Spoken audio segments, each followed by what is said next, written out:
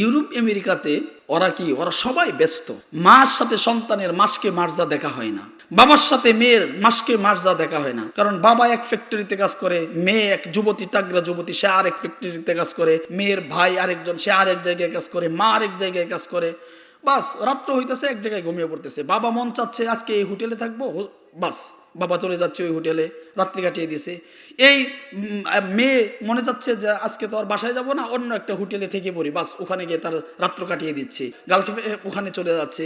মাসকে মার যা, ওই ব্যস্ততার দেশে কেউ কারোর সাথে দেখা হয় না।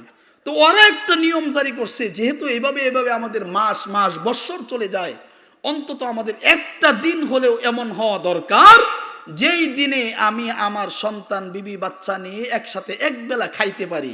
এমন একটা দিন নির্ধারণ করা দরকার। সবাই মিলে, বুদ্ধিজীবীরা সবাই মিলে চিন্তা করলো, এটাকে একটা নাম দেওয়া যাক ভালোবাসা দিবস।